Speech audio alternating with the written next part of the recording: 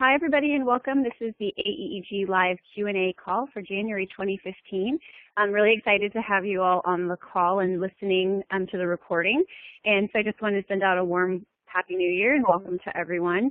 And first off, I was going to just start with just kind of a very quick overview about monitors. I get this question a lot, and so I'll go ahead and just breeze through these quickie slides and then open the questions up for kind of general discussion.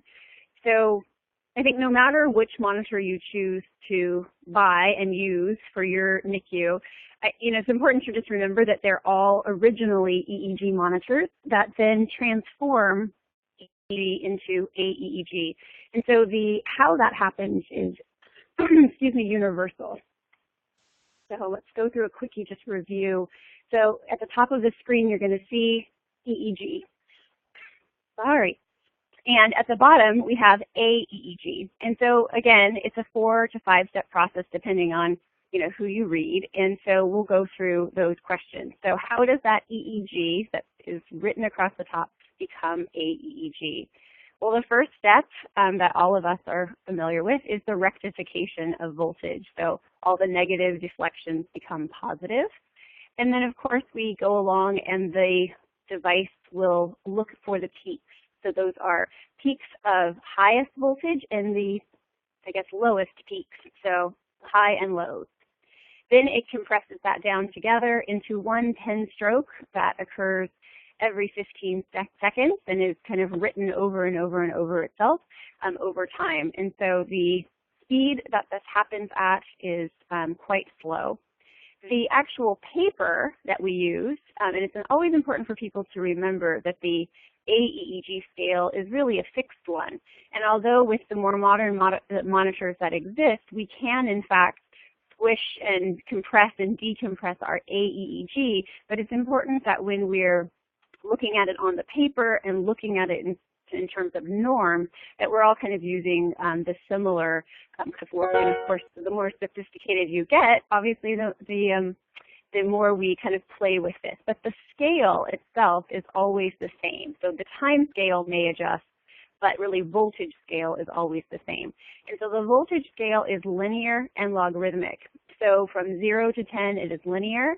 From basically 11 to beyond is logarithmic. And so you can see on this particular example that we're cramming as much information from 0 to 10 on the scale as we are from that 11 to a little over 100.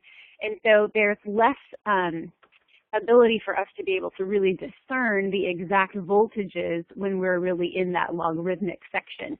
But luckily for us, when we're talking about babies, we're oftentimes in that lower voltage range, so it's much easier for us to quantify where our babies sit. So from a kind of historical point of view, when we're looking at the paper speed or the actual time scale, we want to see about 3 or 4 hours per screen, or you want to set your monitor to really be going at a speed of what would be equivalent to paper speed of 6 centimeters an hour. So we have those kind of common things regardless of which monitor in the end you use. So I thought it's kind of a one way to kind of divide all of the different monitors that exist out there would be to look at them as standalone aEEG, that is their only function, versus EEG monitors that also, with trending displays, can show aEEG. And then on top of that, there are devices that do EEG, aEEG, and what they're calling multimodal. And there are actually one available in the U.S. and others coming. So that's kind of a new trend, so I'll talk a little bit about that. So I think all in all, when you go to purchase a monitor or when you're comparing monitors, it's kind of like comparison shopping for anything. I think it's important to, think about how you're going to use the monitor and then look at the different features. And this could be features that you want to use now or features that you might anticipate wanting in the future. So there are a variety of monitors available. So depending on if you buy them in different parts of the world, you may still encounter the original Olympic CFM, which is the CFM 6000, which is a standalone only monitor that is designed to do just a single channel of aEEG and does display EEG as well.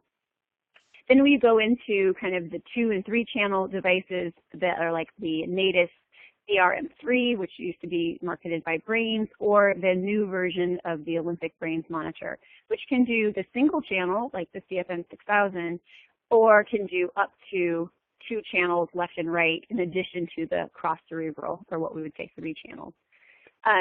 The other devices, the Moberg, the Neon-Codon, and the Nicolet, are all really EEG devices that can be set up to display the trends.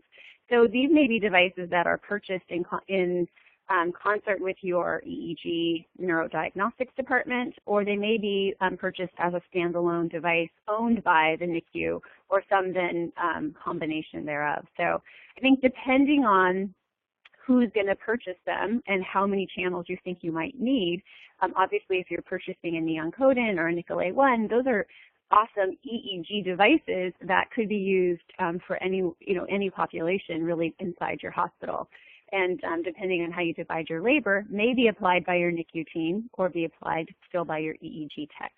And you might switch. You might start off as your NICU team applying it and then switch over to the full montage and have your EEG tech run that and monitor that, your neurologist monitoring that. And then after you finish that study, maybe you switch back to a more simplified montage for your bedside staff to use.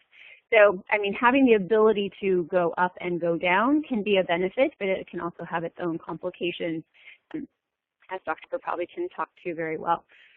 The ability to do video is really, I think, becoming more and more apparently important, as well as the remote viewing. And so many of us are really interested in having that as well. So anyway, so those are kind of, I think, the things as you're looking to purchase monitors, future monitors, those are some of the areas that you at least want to consider. Do I want these things? Do I think they're a good idea? And is it worth the money for how my unit will plan to use EEG and aEEG? And really, who are your players? You know, who's going to be looking at this? And I think all of these things play into that to help you make a decision. And by no means I'm paid by any of these companies, nor do I really have a preference. I think it's in the end what really works for your staff and what you can wrap your head around is really the one that's the best for you. So I just kind of have a few different screenshots here, really just to again emphasize that it doesn't really matter which monitor you buy, because what you're looking for in the end is a consistent tracing of aEEG, because for most of us as NICU clinicians, that's the band that we need to evaluate. And so as long as the devices are all writing at that same speed, or at least displaying the trend at the same speed, we should see that these patterns are similar, even though they're coming up on different monitors. So at the top, you see the Moberg CNS, which has more of a bedside ECG monitor look with a black spacing in the back and the band actually white. You can change this and configure the colors much like you can do any of your kind of bedside physiologic monitors. Then we see ability down on the bottom left for a Brains BRM3, where it's a single channel display, and then of course the Neon-Codon, where this is a much more complex device where your ability to see EEG, aEEG, video, and even some spectral array there. So, you know, really able to, as your experience and your desire and even who you're working with is changing, you would be able to change those displays and be able to really, you know, show a lot more information than just a single channel ever was able to. So I think it's really fun as your experience improves and you're looking for new ways to look at the EEG. You know, there's these great tools that are available. And the final little slide I wanted to show is just what I was mentioning, the multimodal. And so this is a screenshot that was sent to me by the Moberg CNS people. And this is just showing a way that you can integrate data from multiple monitors right at the bedside. So we have still our aEEG being displayed, but also on this device you can type in your NIRS value. So in this particular case, it's the left side of the brain. So we have our regional saturation there monitoring, where we have the 66 there. Then we have from the IntelliVue Philips monitor or your bedside physiologic monitor, you can see your SpO2, you can see your mean arterial pressure, and even in this case, they have the temperature coming in from the IntelliVue patient temperature, but you could also plug in a Blanketrol or another cooling device. So if you have an infant who is undergoing hypothermia, you could actually be looking at all of those neurovitals as well as temperature all in one place. And that's then archived for data managing and data wrangling later, which is, I think, really a great thing if you're doing research. So there are other devices. One of the ones that I had on the list that we didn't talk about is the Menon, which is also coming, which is actually an even more fully integrated device. So anyways, I think this is kind of a wave of the future, and I'm sure that nurses and physicians alike are waiting for these monitors to be integrated into that bedside monitor, so we have a lot less stuff sitting around on the floor near the patient. So so that was my just quick little overview of monitors and, you know, which monitors are out there and kind of some pros and cons of that. So I would be happy to open to some discussion about monitors if you have any, or otherwise we'll just kind of, you know, circle back around to any other kind of open Q&A that you would like. Hey, Kathy, this is Andy Hopper again from Loma Linda. Are you aware of any kind of a clearinghouse for, say, equipment that's purchased that maybe you'd like to sell? Short of eBay, I'm wondering if there's any kind of a registry of equipment that people who are getting started would be interested in purchasing.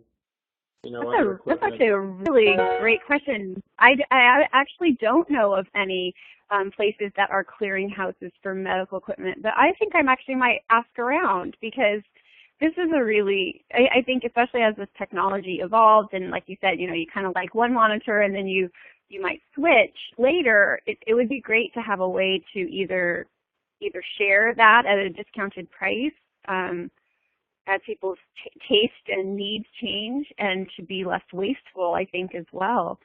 But I'm not aware of a biomedical clearinghouse. I think it's a fantastic idea. I don't know if anyone else, maybe even Kathy, if you're aware of anything from your experience.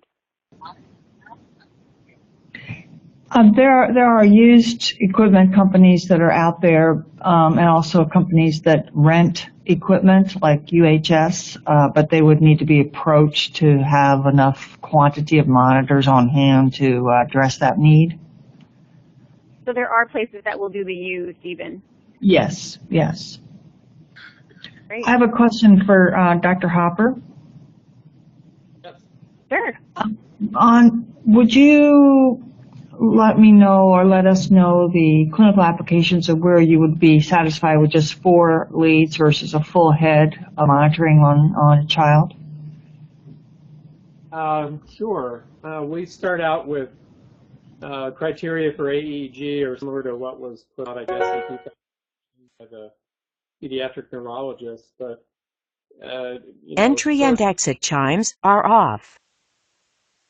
Our short-term approach is we will screen patients that have hypoxic respiratory failure, pulmonary hypertension, babies that are preterm at 72 hours, doing screening on them. All of our babies with cyanotic congenital heart disease get screened with aEEG, and then if we have, and we will also use aEEG as a tool for, you know, somebody sees some clinical activity, they're concerned about seizures, we'll start out with an aEEG. If somebody, you know, if it's clear that somebody, you know, has clinical seizures, we'll go to the full montage video EEG. We will do our cooling kits. We start out with full montage on them as well. That's kind of a ballpark as to how we approach that. Yeah, I think the other thing is that in my clinical, you know, practice and consulting work that I do, a lot of times we'll use aEEG when we know there's going to be, even when we want full EEG, but if there's going to be a delay of a known delay of more than 2 to 3 hours of application just due to either monitor access or the ability for a tech to actually respond to our request to set up an EEG. So even though we all acknowledge the limitations of aEEG and would love full montage, you know, pretty much for any kid that we would really like to monitor, if you had that access to equipment and personnel and neurologists to read it, I think we all just say that some monitoring is better than no monitoring, even though we know that there could be a potential loss of, you know, some seizures, small and short seizures that we know aEEG might not pick up, or even very focal deep seizures as well. So I think some monitoring better than others, but certainly I think doing what you guys have done, having a protocol of which babies you start with EEG, full EEG consults and everything, versus which babies are okay to screen and then begin later if you decide there's that clinical need. Thanks. That's a great question, Kathy.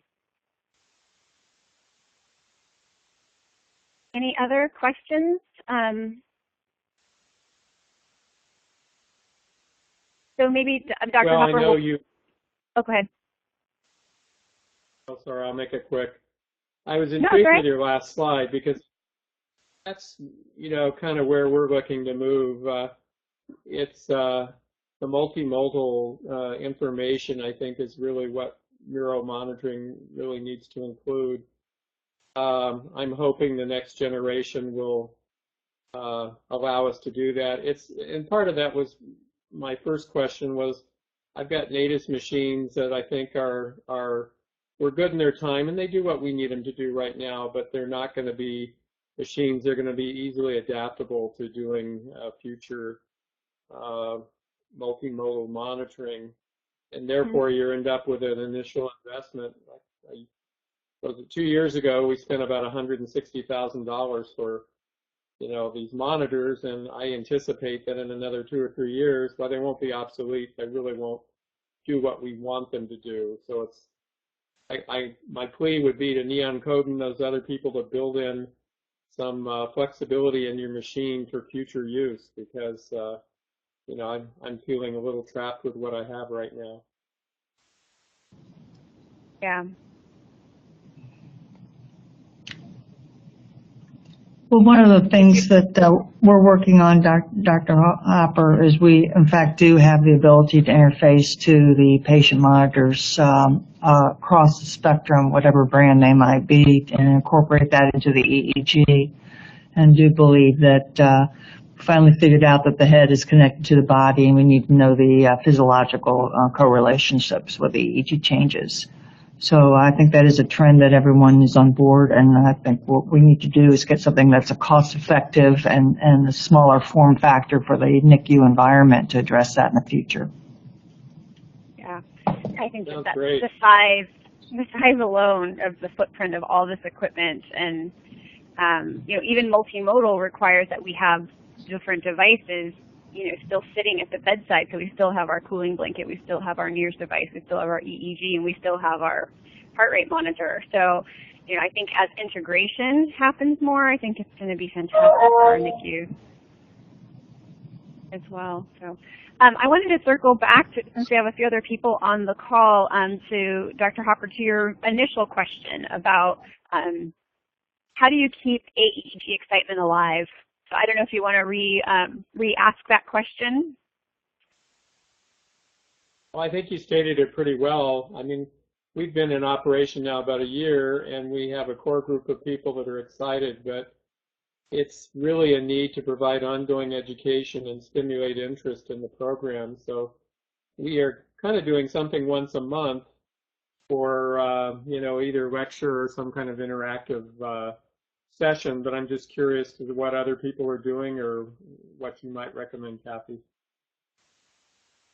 Yeah, so I think this is the million-dollar question in almost every NICU that introduces aEEG, and I would love to hear from any of the others on the phone, is how do you keep people either educated and keep their confidence in confidence? I think it's sometimes, a lot of times it's a confidence issue even more than confidence issue, excited about using aEEG and and really adding it to our practice and saying this makes a difference. And I know, my background is a bedside nurse, and so,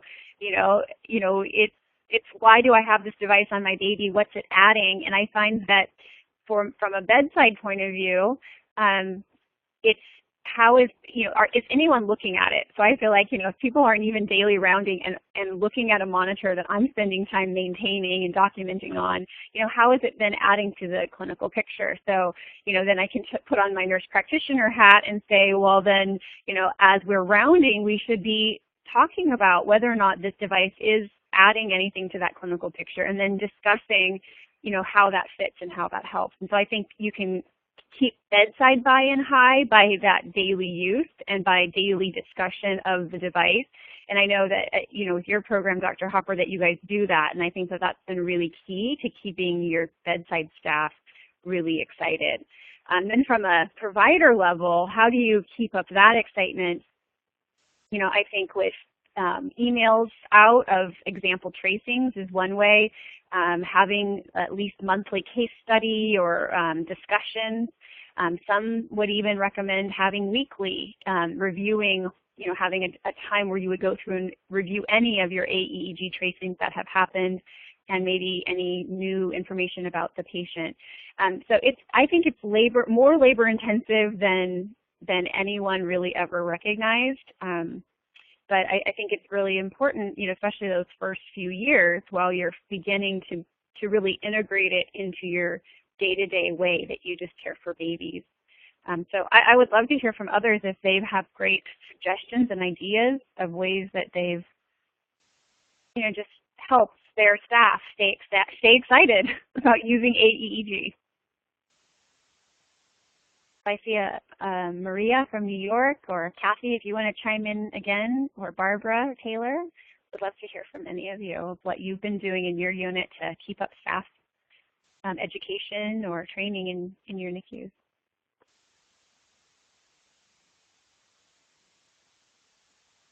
Yes, I put you guys on the spot. Kathy, while people are thinking of questions, you have obviously you're a great teacher, and I'm thinking maybe one of the things which you may already do, but possibly even having an aEEG kind of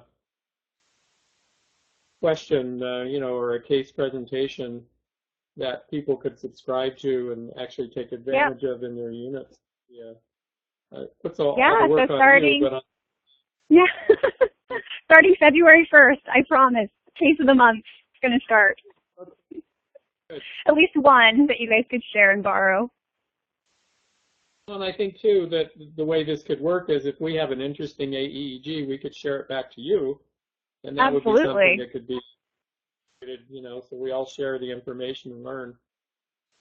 Yeah, and I mean, that's really part of kind of the vision of creating the online forum is, there's so many of you who are using the devices that are out there and really do have great tracings and experience. I mean, really, our hats off to, Linda DeVries and Lena Hellstrom-Westis, who created the Atlas, which is really was the first real sharing of aEEG use in the NICU. And so, I just hope to create a more day-to-day type of support by, having the forum available where people could post things. And certainly I'd be happy to showcase any interesting cases, or even not even so much interesting cases, but just educational teaching points that have come from any of the tracings that have been recorded.